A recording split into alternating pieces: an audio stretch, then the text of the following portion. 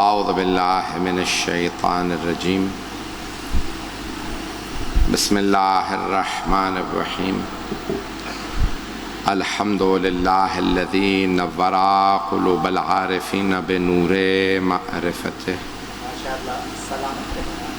واثبت فؤاد انبیائہ واولیائہ بقصص الانبیاء والمرسلین وأكمل إيمان المسلمين والمؤمنين بولاية علي أمير المؤمنين عليه السلام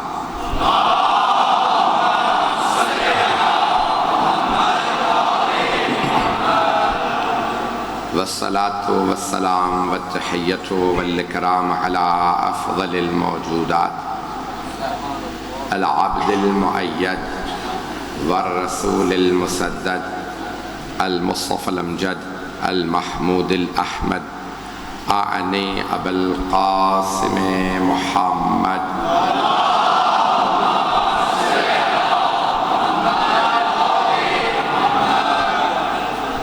وعلى روحه ونفسه وصاحره ووسيه سيد الأتقياء والأصفياء مولا الموالي امام المتقين علي بن ابي طالب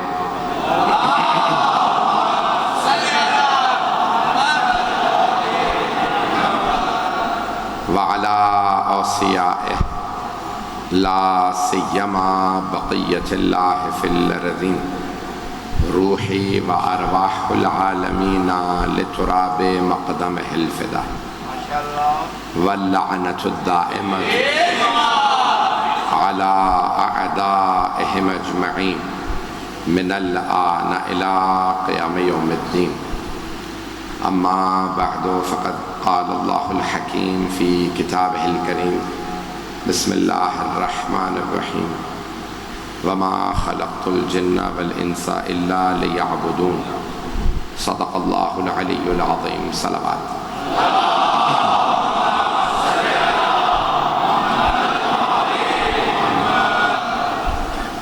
عزیزان گرامی، عبادت میرا موضوع ہے۔ خداوند متعال نے قرآن کریم میں بڑے واضح الفاظ میں سورہ زاریات 51واں سورہ ہے، آیت نمبر 56 میں ارشاد فرمایا ہے کہ وَمَا خَلَقْتُ الْجِنَّ وَالْإِنسَ إِلَّا لِيَعْبُدُونَ، میں نے جنوں اور انسانوں کو خلق ہی نہیں کیا سوائے اس کے کہ میری عبادت کریں۔ تمام جنوں اور انسانوں کو اللہ کی عبادت کے لیے خلق کیا گیا ہے۔ جہاں سب عابد ہیں وہاں کوئی زین العابدین بھی ہے۔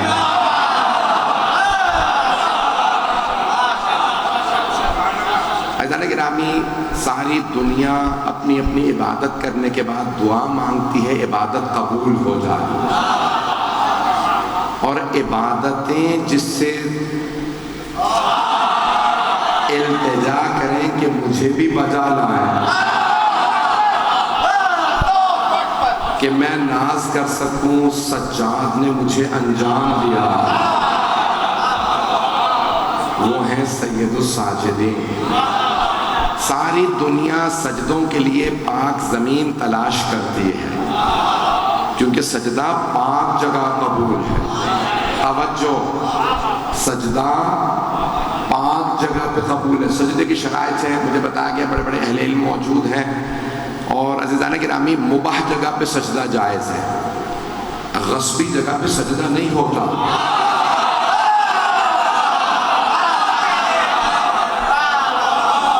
میرا مزاج جانتے ہیں نا، غصبی جگہ سجدہ نہیں ہوتا۔ اگر غصبی جگہ پہ مسجد بھی بنا لو تو سجدہ قبول نہیں ہے، اور اگر کسی نے سب کچھ ہی غصب کیا ہو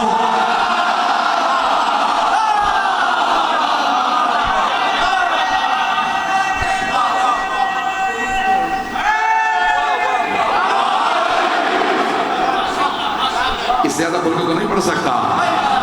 اگر کسی نے سب کچھ ہی غصب کر رکھا ہو، کیا اس کی عبادت قبول ہو جائے گی؟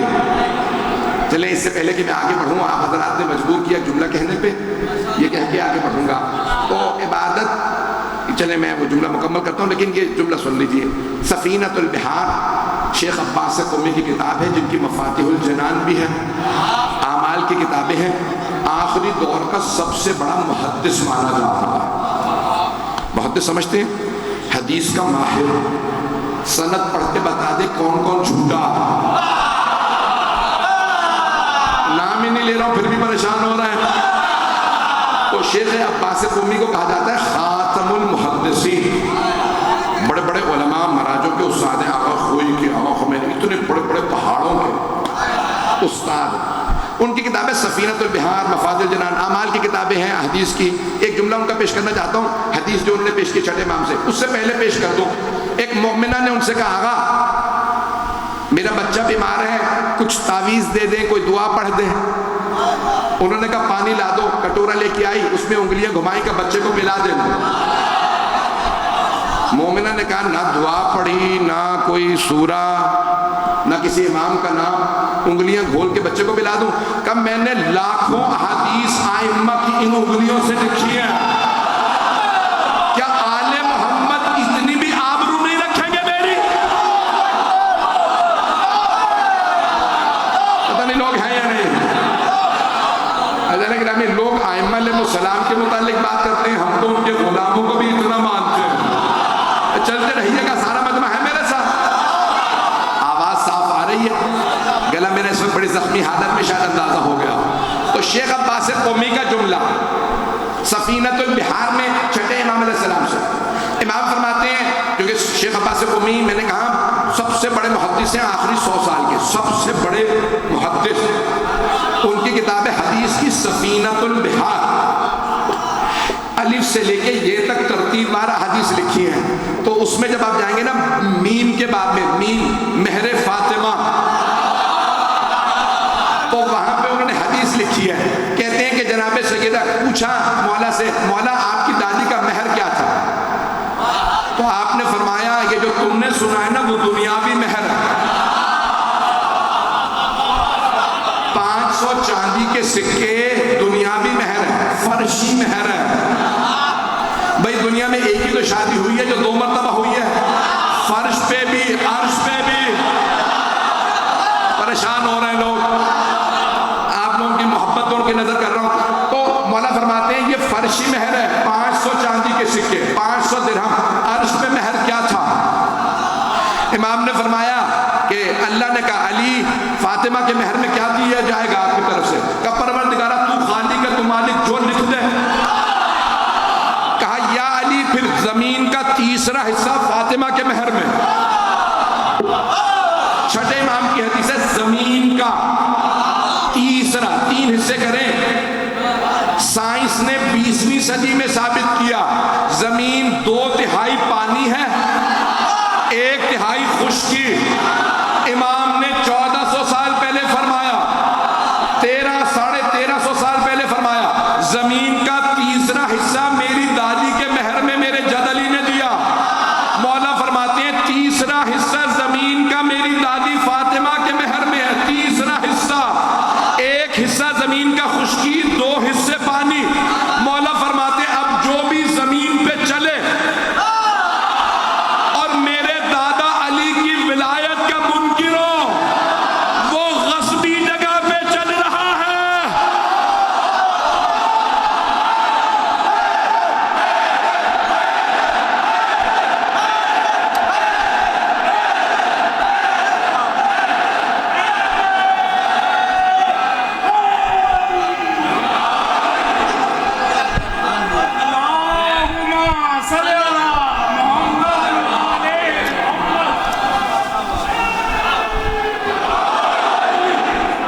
اللہ نے کہا ہمیں توجہ فرما.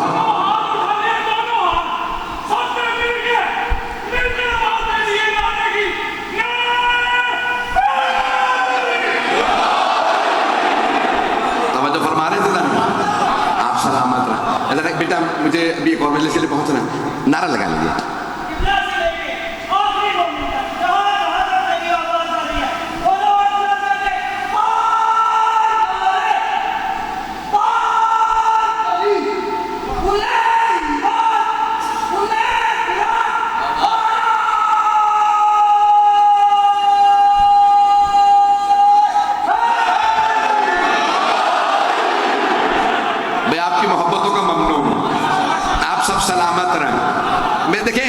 مفہوم میرا موضوع ہے عبادت. بھئی جس محبت سے دیکھ رہے ہیں اسی محبت سے سنیے گا. رفتار زیادہ تو نہیں ہے. اس سال جولائی میں مجھے 25 سال ہو گئے ممبر پہ. اب میں تو بدل نہیں سکتا. نہ رفتار کم ہونے والی ہے نہ میرا مزاج بدلنے والا. اب اور ہی کوئی طریقہ دیکھ لیجئے گا. میں جیسا پڑھتا ہوں میں ویسا ہی پڑھوں گا. بھائی گرامی سارے مجمع کی محبتوں کے لیے جملے پیش کر رہا ہوں. مولا فرماتے ہیں جو بھی زمین پہ چلے اور میرے جد علی کا بغض رکھتا ہو وہ غصبی جگہ چل رہا ہے. میں نے ابھی پیش کیا غصبی جگہ پہ عبادت بھی قبول نہیں ہوتی. نہیں یہ سارا مجمع دنیا کو بتا دو نمازیں پڑھتے رہو قبول نہیں ہوگی اگر علی کی ولایت نہیں ہے.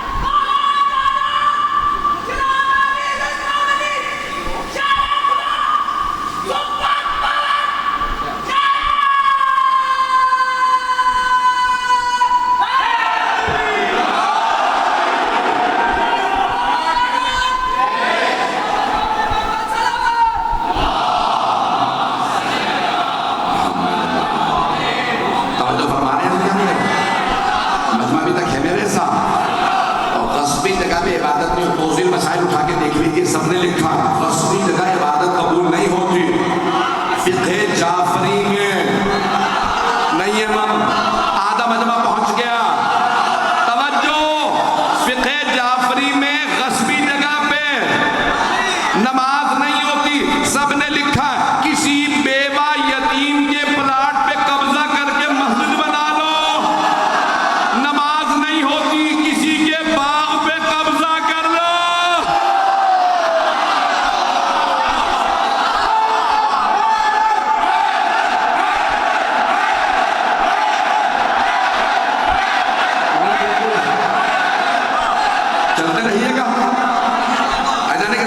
عبادت کا مفہوم کیا اسے پیش کرنا چاہتا ہوں. عبادت کا مفہوم بہت وسیع ہے جو آج میں پیش کر رہا ہوں. تو اب عزیزان گرامی انسان جب عبادت کرتا ہے عبادت قبول ہوتی ہے لیکن غصبی جگہ پہ نہ ہو. انسان سجدے کے لیے پاک زمین تلاش کرتا ہے. 5 منٹ بعد واپس آیا ہوں. مجھے یاد ہے میں ابھی تک نہ نیند پوری ہو رہی ہے نہ کھانا صحیح کھا رہا ہوں. مجھے اکثر لوگ کہتے ہیں یہ بھی میرے برادر پوچھ رہے تھے کہ آپ آرام کب کرتے ہیں پوری رات تو آپ باہر تھے. میں نے کہا ٹھیک ہے محرم میں مجھے آرام نہیں ملتا لیکن سکون بہت آرام نہیں ہے. عزیزان گرامی کے جملے پیش کروں قبول کر لیجئے گا. یہ صرف جناب سیدہ کی عطا ہے کہ دماغ کام کر رہا. مجھے جملہ یاد ہے میں نے کہاں روکا تھا مجمع کے اگر توجہ رہے. میں نے کہا تھا ہر عبادت کرنے والا پاک زمین تلاش کرتا سجدے کے لیے. پاک زمین کیونکہ پتہ ہے نجس زمین میں سجدہ قبول نہیں ہوتا. ہر عابد ہر ساجد پاک زمین تلاش کرتا ہے سجدے کے لیے. اور زمین جس کی منتظر رہے یہ مجھ پہ ایک سجدہ کر دے تاکہ میں بھی قیامت میں سر اٹھا کے کہوں سجاد نے سجدہ کیا تھا. عزیزان گرامی میں محبتوں کا ممنون ہوں. عزیزان گرامی عبادت کا مفہوم بہت وسیع. بہت سے افراد سمجھتے ہیں صرف نماز عبادت ہے. بہت سے افراد سمجھتے ہیں صرف روزہ عبادت ہے. حج پہ جانا عبادت ہے. زکوٰۃ دینا خمس دینا عبادت ہے. عبادت کا مفہوم بہت وسیع. یہاں تک حدیث ہے کہ القاسم حبیب اللہ حلال رزق کمانے والا بھی عابد ہے. میری درخواست ہے میں جب تک نتیجہ نہ دوں میرے ساتھ ساتھ چلتے رہیے گا. عبادت کا مفہوم بہت وسیع ہے. عزیزان گرامی حدیث نبوی ہے کچھ چیزوں کو دیکھنا بھی عبادت ہے. میں نے مکمل ہی نہیں کیا. دیکھیں عبادت کئی مرتبہ زبان سے ہوتی ہے، قرآن پڑھنا عبادت ہے، ذکر کرنا عبادت، میں مجلس پڑھ رہا ہوں عبادت، آپ پڑھ نہیں رہے توجہ، آپ سن رہے ہیں،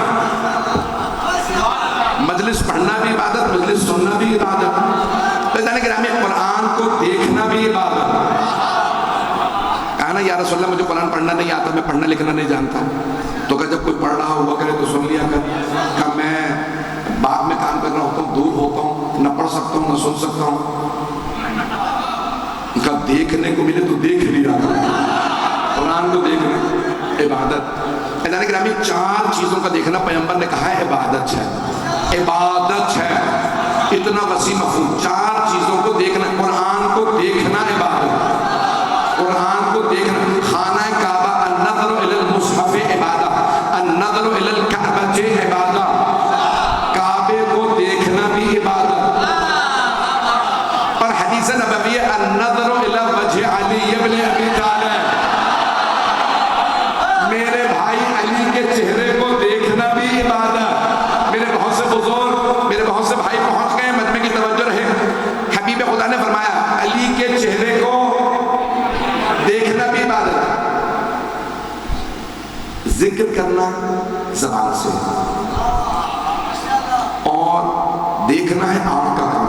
تو حبیب خدا نے فرمایا میرے بھائی کو دیکھنا عبادت۔ ایک صحابی نے کہا یا رسول اللہ آپ نے فرمایا تھا مسجد کوفہ میں میرے بھائی علی کی شہادت ہو جائے گی۔ کہا وہ جو بعد میں آئیں گے ان کا کیا ہوگا؟ کوئی چاہنے والا ہی ہوگا نا، پتہ نہیں لوگ ہیں یا نہیں۔ توجہ، جو بعد میں آئیں گے وہ چہرے کی زیارت سے محروم ہوں گے، تو آپ نے فرمایا ذکر علی الباب، علی کا ذکر کرنا بھی عبادت ہے۔ عبادت کا مفہوم بہت وسیع ہے، مولا علی کے چہرے کی زیارت عبادت، جو زیارت نہ کر سکے وہ ذکر کرے عبادت۔ اور پھر آپ نے خود فرمایا اتنا ہی نہیں، ایک ایسا وقت آئے گا میرے بھائی کے علی کے ذکر پہ پابندی ہوگی۔ کہا یا رسول اللہ ان کا کیا ہوگا جو اس زمانے میں ہوں گے، نہ دیکھ سکتے ہیں نہ ذکر کر سکتے ہیں؟ توجہ، حبیب خدا نے فرمایا حب علی باب، آدھا مجمع پہنچ گیا، علی کی محبت بھی عبادت ہے۔ توجہ، سارے مجمع کی توجہ، آپ جب صبح گھر سے چلیں، نہ آپ تسبیح پڑھ رہے ہیں نہ قرآن پڑھ رہے ہیں، اپنے کام پہ جا رہے ہیں، آپ چلتے پھرتے عابد ہیں، اگر دل میں علی کی محبت ہے،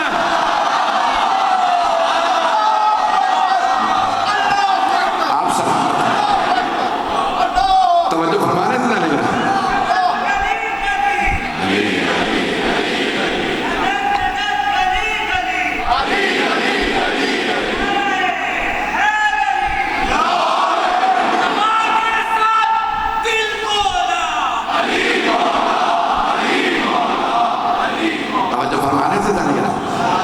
محبت دل میں ہو، یہ جو کہا گیا ہے کہ حب علی حسن، علی کی محبت نیکی ہے، اور علی کا بغض گناہ ہے، اور ایسا گناہ ہے کہ روز قیامت کیا لکھا ہوگا؟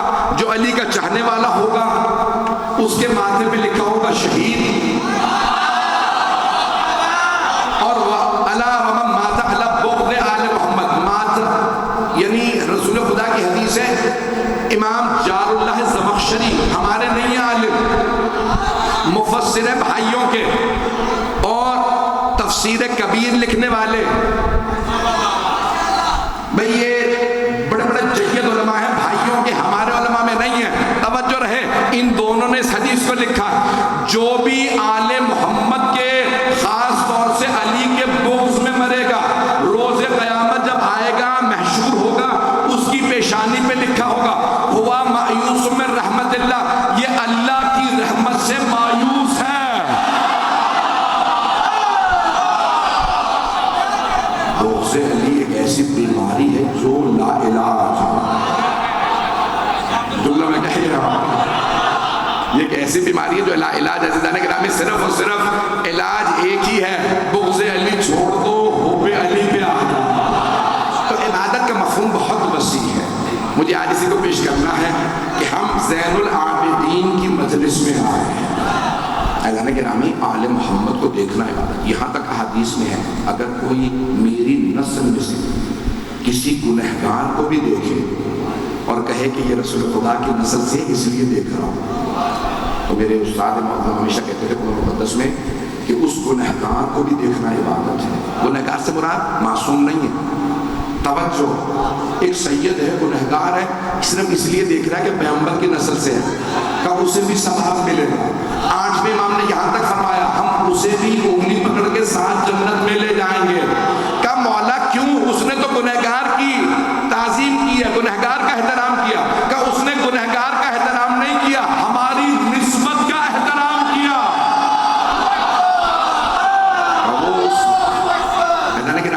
بہت مفہوم وسیع. میں یہ مضمون مکمل کروں گا، مجھے نہیں معلوم مجمع سننا چاہ رہا ہے اس مضمون کو. عبادت کا مفہوم بہت وسیع ہے. اعزان گرامی، یہاں تک روایات میں ہے کہ انسان بہت سے ایسے کام ہیں جس کی صرف نیت کر لے. چوتھے امام کی حدیث ہے، یہ آپ تمام بزرگوں کی مجھے دعائیں چاہیے. اگر اچھا لگے جملہ تو میرے لیے دعا کر دیجیے گا. جس طرح سے مجھے آپ لوگ دیکھ رہے ہیں میں یقین مانے جملہ پیش کر رہا ہوں. چوتھے امام فرماتے ہیں اگر ایک آدمی دن میں نیت کر کے نکلے اپنے گھر سے کہ میں سارا دن یہ ذکر کروں گا، یہ صلوات پڑھوں گا، استغفار پڑھوں گا، یہ تسبیح پڑھوں گا، یہ قرآن کی آیت پڑھوں گا، یہ سورہ پڑھوں گا پورا دن. امام کہتے ہیں جب نیت کر کے چلے اور سارا دن بھولا رہے تب بھی اسے پورے دن عبادت کا ثواب ملتا ہے. کب مولا اس نے تو تسبیح پڑھی ہی نہیں. مولا نے کہا نہ پڑھے، نیت تو تھی. آپ پریشان ہو رہے ہیں؟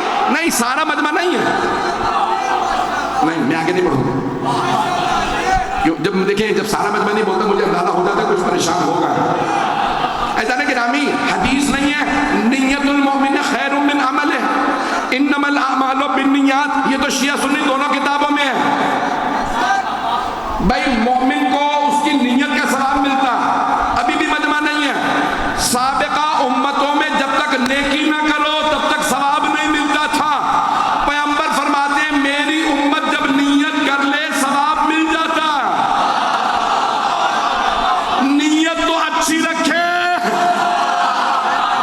مجلس میں نہیں بھی آ سکتے نیت کر لیجئے میں مجلس میں جاؤں گا. کسی وجہ سے تاخیر ہو گئی مجلس میں آنے کا ثواب پھر بھی ملے گا. جو ابھی بھی پریشان ہے دوسری حدیث بھی پیش کرتا ہوں.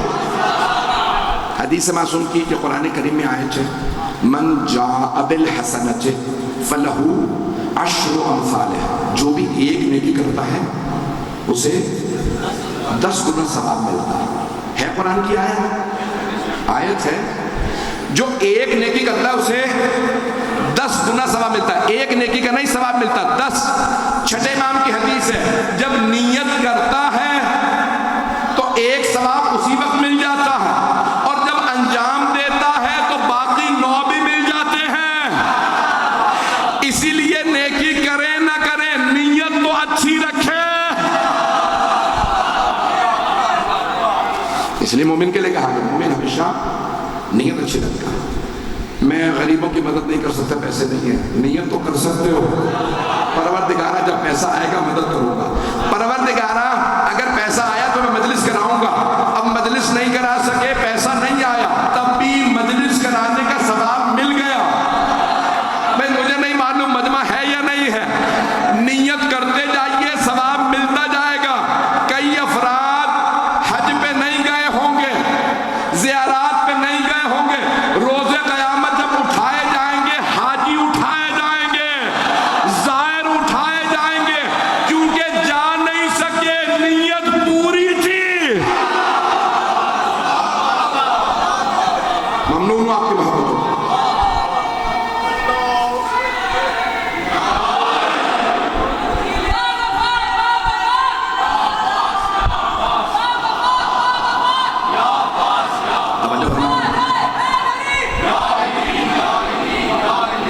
میرا مضمون پریشان تو نہیں کر رہا، میں تو بھی اور پیش کرنے والا ہوں. اعزان گرامی، یہاں تک حدیث میں انسان جب کسی کام کو نہ کر سکے، مومن کی سب سے بڑی نشانی یہ ہے کہ اس کی آرزویں بہت بلند ہوتی ہیں.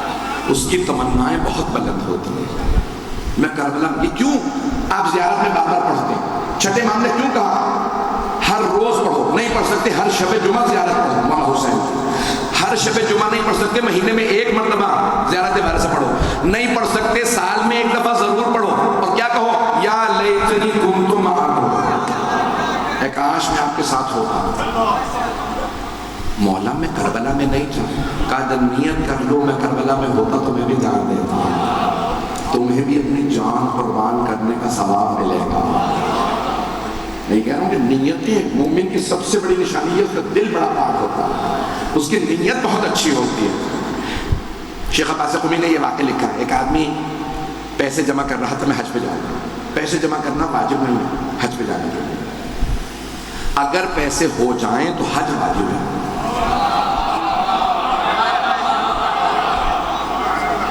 فقہی مسئلہ وَلِلَّهِ عَلَى النَّاسِ حِجُّ الْبَيْتِ مَنِ اسْتَطَاعَ إِلَيْهِ سَبِيلًا، جس کے پاس استطاعت ہو اس پہ حج واجب ہے، مستطیع بننا واجب نہیں ہے. پتہ نہیں لوگ ہیں کچھ میرے بھائی پہنچ گئے. دیکھیں نماز کا وقت ہو جائے نا تو پانی حاصل کرنا واجب ہے. کیوں؟ کیونکہ وضو واجب ہے، لیکن حج کے لیے مستطیع بننا واجب نہیں. اگر استطاعت مل جائے تو حج واجب ہے. لیکن وہ آدمی پیسے جمع کر میں حج پہ جانا چاہتا ہوں، میں مدینے مکے جانا چاہتا ہوں. کہاں رہتا تھا؟ کوفے میں، نجف میں. پیسے جمع کرتا رہا پیسے جمع ہو گئے. اس نے کہا اس سال حج پہ جاؤں گا. گھر کے سامنے سے گزر رہا تھا، وہاں ایک سید زادی رہتی تھی، بیوہ تھی، اس کے یتیم بچے تھے. اس نے سنا اندر سے یتیم بچوں کے رونے کی آواز آئی، رک گیا سننے کے لیے کیا کہتے ہیں. بچے سب رونے لگے. نہیں آپ ہر روز کہتی ہیں ہمیں گوشت کھلائیں گی،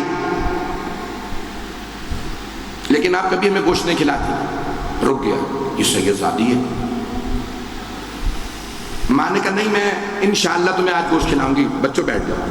ایک مرتبہ اس نے برقع لیا، سید زادی نے گھر سے نکلی، دیکھا کوئی دیکھ تو نہیں رہا. وہ ایسے ہو گیا جیسے میں جانتا نہیں کہاں جا. پیچھے چلا دیکھا کہاں جاتا. دیکھا کوفے سے باہر جہاں لوگ کوڑا پھینکتے تھے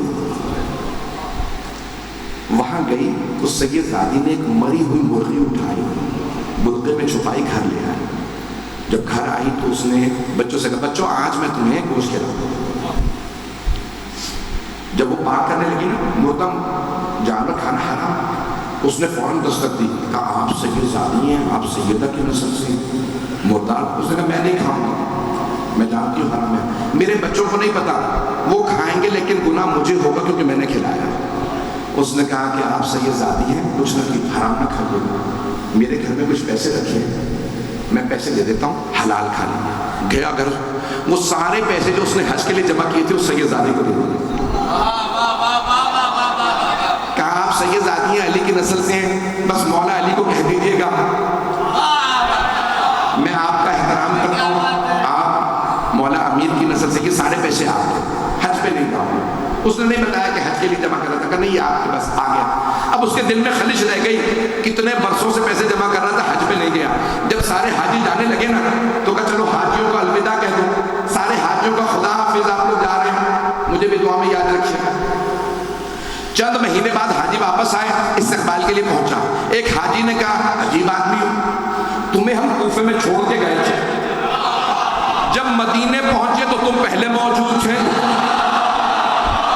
روضہ رسول میں گئے تم پہلے تھے، جنت البقیع گئے تم وہاں پہلے تھے، جب ہم نکلے مدینے سے تم ابھی بھی مدینے ہی میں تھے، مسجد شجرہ پہنچے تم پہلے تھے، وہاں سے نکلے مکے پہنچے تم ابھی مسجد شجرہ میں تھے، مکے میں بھی تم پہلے آ گئے تھے، اللہ کے حرم میں تم پہلے موجود تھے، سعی میں تم پہلے تھے، میدان عرفات میں تم پہلے تھے، مشعر میں تم پہلے تھے، عرفات میں تم پہلے تھے. بتاؤ راز کیا ہے؟ ہم چلے تو تم وہاں حرم میں نماز پڑھ رہے تھے، کوفے پہنچے تو تم یہاں پہنچ گئے. اس نے کہا میں تو حج پہ گیا ہی نہیں. توجہ، اتنے میں ایک آدمی آیا، نام لے کے کہنے لگا مجھے عرفات میں ایک بزرگ نے پیسے دیے ہیں. اس نے اس سید زادی کو دیے تھے 5000 چاندی کے سکے، کہ اس بزرگ نے 5000 تیرے نام پہ دیے ہیں کہ تم نے قرض دیا تھا میں واپس کر رہا ہوں.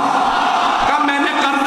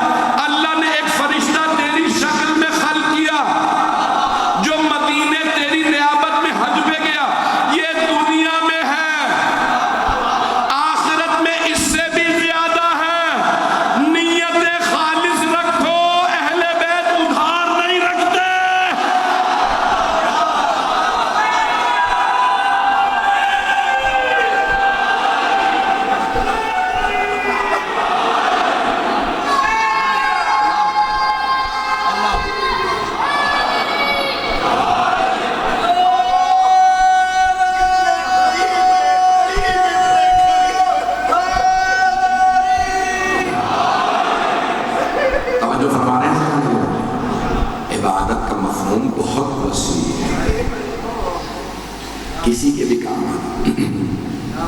لیکن خدا کی قسم جب میں یہ حدیث جب سنانے لگا پڑھتا ہوں میرے رونگٹے کھڑے ہو جاتے ہیں. پڑھوں یہ مفہوم ہے. عزیزان گرامی، چھٹے امام فرماتے ہیں کہ حبیب خدا کی، میرے جد رسول خدا کی حدیث ہے، جس نے حسین پہ گریہ کیا اس نے رسول خدا کے ساتھ نیکی کی. اس سے بڑی حدیث کبھی سنی؟ خدا کی قسم جب میں پڑھتا ہوں میرے رونگٹے کھڑے ہو جاتے ہیں. کون فرما رہے ہیں؟ امام. دیکھیں، نیکی کرنا، کسی کافر کے ساتھ بھی نیکی کرو نا، ہندو پہ بھی احسان کرو، پانی پلاؤ، ثواب ہے. خدا کی قسم، رسول خدا اور معصومین کی حدیث ہے، اگر نجس جانور کو بھی پانی پلاؤ تو اللہ کبھی رائے گا نہیں جب. کسی ہندو پہ بھی نیکی کرو، آپ نے کہا بھئی یہ پیسے رکھ لو، نیکی کی ہے، ثواب ہے. لیکن اگر کسی مومن کے ساتھ نیکی کرو ثواب بہت زیادہ. توجہ. اور اگر کسی متقی کے ساتھ نیکی کرو ثواب اور بھی زیادہ. صالحین کے ساتھ نیکی کرو ثواب اور بھی زیادہ. مجھے نہیں معلوم مجمع ہے یا نہیں ہے. عزیزان گرامی، ایک صحابی گزر رہے تھے، پیغمبر اپنے گھر کی دیوار چن رہے. جوان تھا صحابی، کہا یا رسول اللہ آپ کی اجازت ہے دیوار بنانے میں آپ کی مدد کر دوں؟ پیغمبر نے چیزا دیکھا، کہا اجازت. کبھی کسی کو ثواب سے محروم نہیں رکھا. اس نے چند اینٹیں رکھی پیغمبر کے ساتھ، پیغمبر کا گھر تھا. جیسے اینٹیں رکھی نا تو رسول خدا نے کہا دیوار مکمل ہو گئی، وہ جوان جو مانگنا ہے مانگ لو. پتہ نہیں لوگ ہے جو مانگنا ہے مانگ لے، میں محمد ابھی عطا کروں. کہا یا رسول اللہ اگر ہو سکے تو میرے لیے دعا کر دے، میں شہید ہو جاؤں. پیغمبر نے ہاتھ اٹھایا، کہا پروردگارا اس نے شہادت مانگی ہے، اسے شہادت دے. اگلے غزوے میں پہلا شہید وہ تھا. پیغمبر کی دعا کبھی رد نہیں ہے. جو پیغمبر کے ساتھ نیکی کرے اسے فوراً ملتا ہے. سارا مجمع نہیں ہے. چھٹے امام کہتے ہیں جو حسین پہ گریہ کرے اس نے پیغمبر کے ساتھ نیکی کی ہے. بہت بڑی حدیث. امام فرماتے ہیں خبردار کبھی اس آنسو کو کم نہ سمجھنا. محرم اپنے آخری دنوں میں یہ سفر شروع ہونے والا ہے اور آج اس امام کی مجلس ہے کہ جس نے لوگوں کو رونا سکھایا اور بتایا یہ رونا بھی عبادت ہے. یہاں تک حدیث ہے. علامہ حمدی کہتے ہیں کہ میں بہت پریشان ہوتا تھا اس حدیث کو، روتا تھا کہ مجھے یہ حدیث سمجھ نہیں آتی. اگر کسی نے مچھر کے پر کے برابر بھی آنسو بہایا تو جناب سیدہ اس کی شفاعت کریں گے. میں سوچتا تھا کیسے، کیوں؟ تو کہا جب امام زمانہ نے مجھے سمجھایا سمجھ میں آیا. کہا یہ تمہارے آنسو کا بدلہ نہیں ہے، یہ شفاعت ہے. یہ حسین ابن علی کی عظمت کے نتیجے میں. نہیں سمجھا سکا. کچھ میرے بھائی پہنچ گئے، کچھ بھائی میرے بچے پہنچ گئے، سارا مجمع نہیں پہنچا.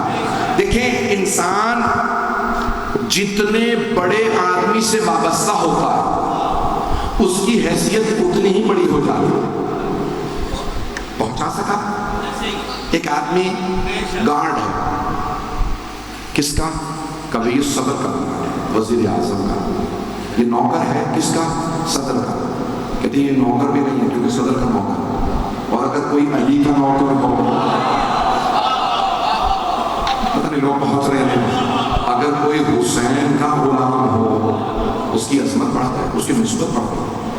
عزیزان گرامی، ہمارے آنسو کوئی حیثیت نہیں رکھتے لیکن حسین کی عظمت بہت زیادہ ہے. جب یہ آنسو حسین سے منسوب ہو جاتا ہے، عبادت کا مفہوم بہت وسیع ہے. اس لیے امام چہارم کی حدیث ہے. یہ حدیث میں مکمل کر کے بس مسائل کی طرف آ جاؤں گا کیونکہ ماحول بن گیا مسائل کا. آنکھوں میں آنسو، میں تو بھی پڑھنا چاہ رہا تھا. چوتھے امام فرماتے ہیں روز قیامت کل عین، عربی میں آنکھ کو کہتے ہیں عین. عین یہ نون عین. ہر آنکھ روز قیامت رو رہی ہوگی.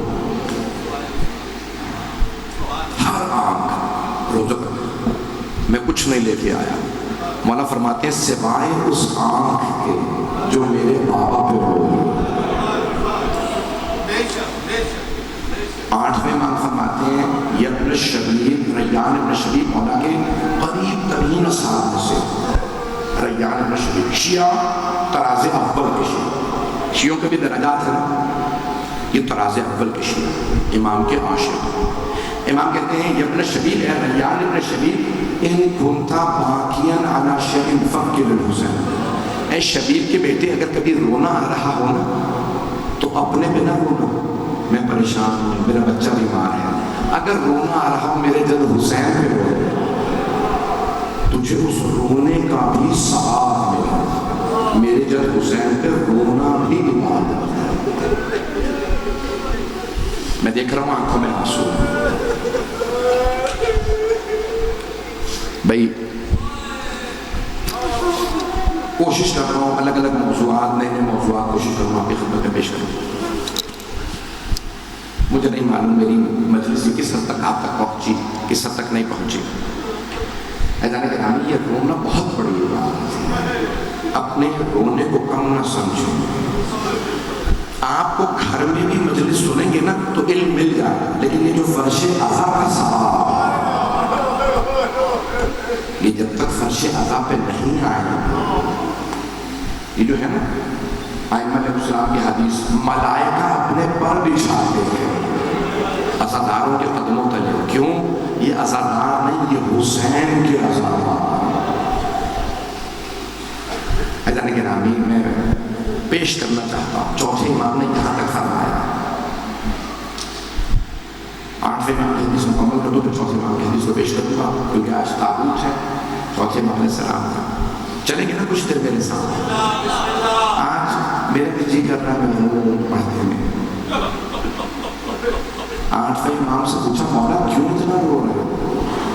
مولا ظاہر بتا کے دی، ظاہرہ 9 محرم تھی یا 10 محرم، تو امام نے کہا کہ ابن شبیب، آج کے دن یا ان دنوں میں میرے جد حسین کو اس طرح ذبح کیا ہے جیسے ایک بھیڑ کو ذبح کیا ہے۔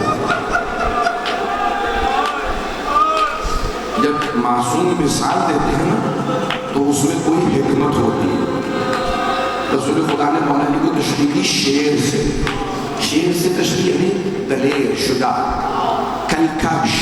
امام رضا نے کہا میرے دادا کو ایسے ذبح کیا جیسے گوسفند کو، بھیڑ کو ذبح کیا جاتا۔ میرے دیکھیے گا علماء نے بہت زیادہ بحث کی ہے اس حدیث میں، کیوں؟ مستند ترین حدیث میں سے، دونوں باپ بیٹا کٹر شیعہ ہے، بہت طراز اول کی شیعہ، حدیث پہ شک نہیں، بہت مستند حدیث ہے۔ علماء نے بحث کی ہے امام رضا نے کیوں کہا میرے دادا کو ایسے ذبح کیا جیسے بھیڑ کو ذبح کرتا ہے؟ تو علماء کہتے ہیں جب ایک بھیڑ کو ذبح کرنے لگتے ہیں نا تو اس کے ہاتھ پاؤں باندھ دیتے ہیں۔ کچھ لوگ پہنچ گئے ہیں، کیا مولا حسین کے ہاتھوں پاؤں کو باندھا گیا تھا؟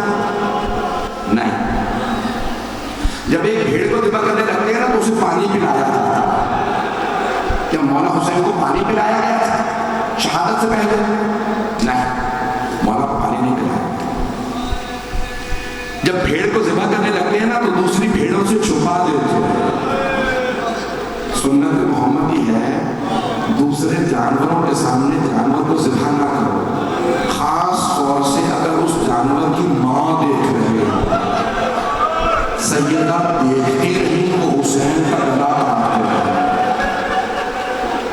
اجروں کو من اللہ، اجروں کو من اللہ۔ بھائی آج رونے میں کوئی بخل نہ کرے، آخری ایام ہے، برسہ دیجیے گا۔ اب علماء نے بہت بحث کی کیوں کہا امام رضا علیہ السلام نے جیسے ایک بھیڑ کو ذبح کیا جاتا ہے، تو اس نتیجے پہ پہنچے علماء، میں پیش کر رہا ہوں آپ کے سامنے۔ جب کسی بھیڑ کو ذبح کرتے ہیں نا تو کوئی روکنے والا نہیں ہوتا، کوئی نہیں کہتا بھیڑ کو کیوں ذبح کر رہے ہو، کیوں مار رہے ہو، ہر آدمی راضی رہتا ہے بھائی بھیڑ ہے ذبح کر دو۔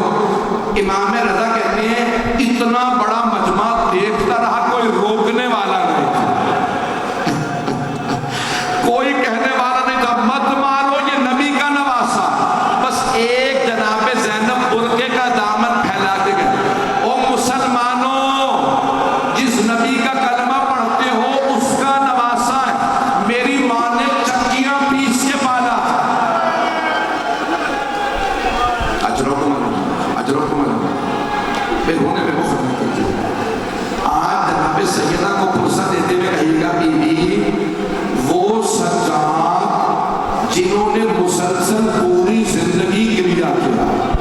مولا کے سامنے پانی رکھا جاتا تو کہتے ہائے میرے بابا پیاسے مارے، کھانا رکھا جاتا ہائے میرے بابا کو کھانا پانی نہیں دیا۔ اجرکم اللہ، اجرکم اللہ۔ میں ہاتھ جوڑ کے جملہ کہوں گا، جب مولا سجاد مسافرت میں تھے، اسیری میں تھے، تو مولا ہر قدم پہ چند نام لیتے تھے اور روتے تھے۔ سب سے زیادہ اپنے بابا کا نام لیتے، ہائے میرے بابا مارے گئے۔ جانتے ہیں اپنے بابا کے علاوہ کون سے دو نام زیادہ لیتے تھے؟ ایک اپنے چچا عباس کا، دوسرے اپنے بھائی علی اکبر کا۔ اجرکم ایک روایت پڑھنا چاہتا ہوں، 5 سے 7 منٹ ہو، آپ مسلسل شہادت سنتے رہے میرے ساتھ۔ مجھے نہیں معلوم سارا مطلب وہی ہے، لیکن بہت سے چہرے میں دیکھا وہی ہے، کہاں میں حضرت شہادت پڑھی۔ ایک روایت پڑھنا چاہتا ہوں۔ چوتھے امام جب رہائی ملی تو آپ نے ایک مرتبہ یزید سے کہا، یزید جو شہداء کے سر طلب کیے تھے واپس کر دو۔ شہداء کے سر آنے لگے، پہلا جو سر آیا بڑا ننھا سا سر تھا۔ جناب رباب نے گردے کا دامن پھیلایا، کہا لاؤ علی اصغر کا سر مجھے دے دو۔ دوسرا جو سر آیا بہت خوبصورت سر تھا۔ جناب لیلا آگے بڑھی کہنے لگے لاؤ علی اکبر کا سر۔ اتنے میں ایک سر آیا، اس سر کو نیزے سے نہیں اتارا گیا، اسے ایک تھیلے سے نکالا گیا۔ پوچھا یہ کس کا سر ہے؟ کہا یہ عباس کا سر ہے۔ اس سر میں اتنے گرز باندھے گئے، نہیں پڑھا۔ میں دیکھ رہا ہوں میرے بعد بزرگ برداشت ہے، بس میں نہیں پڑھ رہا۔ اتنے میں ایک سر آیا، ساری بیویاں تعظیم میں کھڑی ہو۔ جناب زینب آگے بڑھی، کہا لاؤ میرے ماں جائے کا سر۔ ساری بیویوں نے ہلکا باندھا اور کہنے لگی واہ حسینہ۔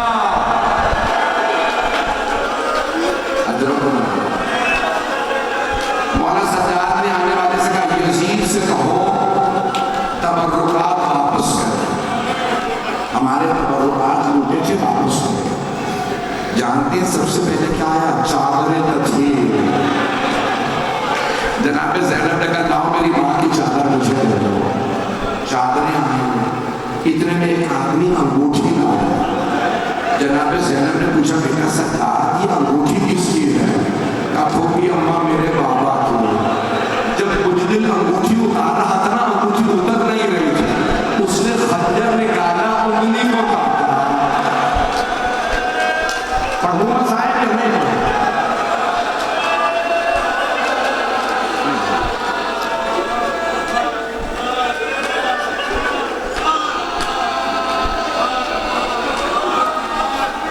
بس نہیں، اتنے میں ایک آدمی کو چھوٹی چھوٹی بالیاں لے آیا۔ سب بیویوں نے جناب رباب کو دیکھ روکے،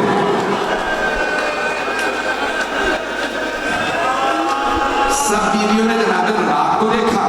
جناب رباب نے بالیاں لانے والے کو دیکھا اور رو کے کہا بالیاں واپس لے جاؤ، اس بچے کی بالیاں تھی وہ نہیں رہی۔ اجرکم اللہ۔ یہ چوتھے امام نے سب کچھ دیکھا۔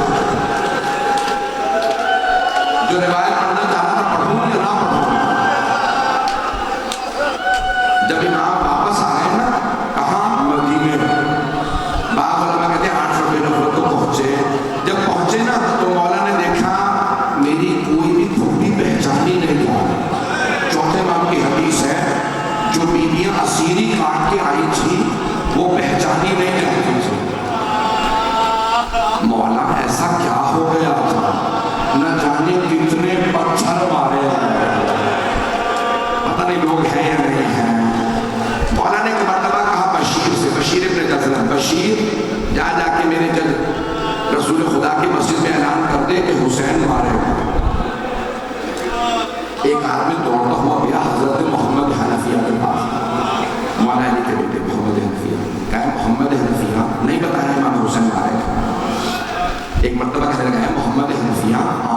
بھائی حسین کا قافلہ واپس آ گیا. یہ نہیں بتایا حسین مارے گئے، ان کا یتیم بیٹا بیٹیاں بہنیں آئیں، بس یہ کہا محمد حنفیہ آپ کے بھائی حسین کا قافلہ واپس آ گیا. جناب محمد حنفیہ گھوڑے پہ سوار ہوئے اور کہنے لگے میں بھائی کا استقبال خود کروں گا. گھوڑے کو دوڑاتے ہوئے مدینے سے باہر آئے. جب آئے نبی سوار تھے، دیکھا مولا سجاد ہے، سر پہ کالا امامہ ہے، ہاتھ میں حضرت عباس کا علم ہے، ساتھ میں بیویاں. جناب محمد حنفیہ نے گھوڑے پہ سوار ان سے سوال کیا این این اخی الحسین، میرے بھیا حسین کہاں؟ مولا سجاد نے چچا کو دیکھا اور رو کے کہنے لگے چچا جان آپ کے بھائی حسین کربلا میں مارے گئے. جناب محمد حنفیہ بہت دلیر تھے، ان کے آنسو بہنے لگے. کہا حسین مارے گئے؟ عباس کہاں تھا؟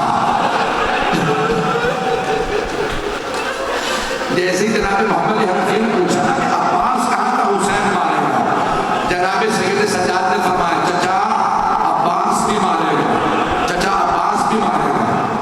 جناب محمد حنفیہ کچھ دیر خاموش رہے، پھر کہنے لگے اور کچھ نہیں پوچھوں گا، مجھے اتنا بتا دو میرے بھائیوں کے ساتھ میری بہنیں بھی گئیں، علی و بدول کی بیٹیوں کا کیا ہوا؟ مولا سجاد نے کہا چچا انہیں بازاروں میں لایا، علی کی بیٹیوں کو شرابی کے دربار میں لایا.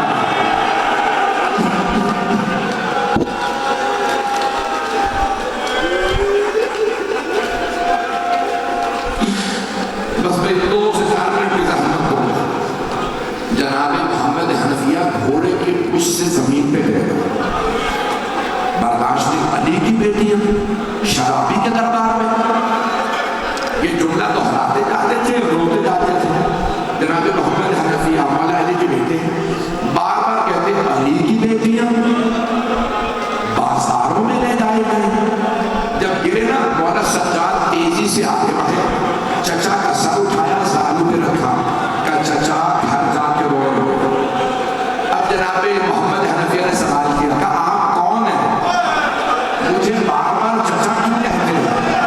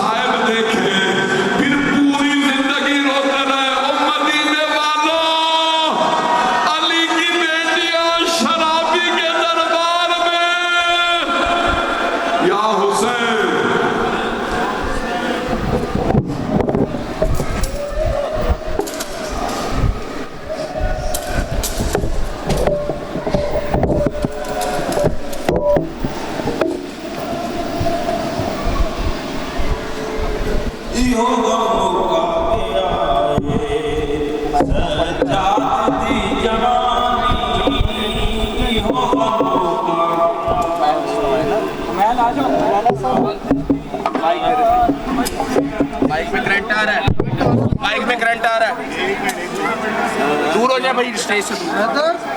ये माइक बंद हो गया। आगे मौला आराम से आराम से आया यार, आराम से बेटा बेटा बेटा भाई आराम से यार, क्या माइक ये नहीं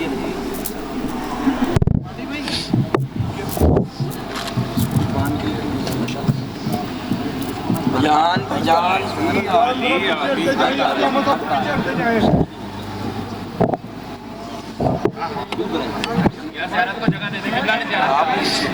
भजान ज़ियारत करवा दे सजाद तेरी हालत देखी नहीं जाती है, सजाद तेरी हालत देखी नहीं जाती है, अरे बेपर्दा मुझे देखे ये बात रुलाती है, सजाद तेरी तरह कांटों पे चला नहीं बाजार जफा, सजाद तेरी तरह कांटों पे चला कोई बाजार जफा, सजाद तेरी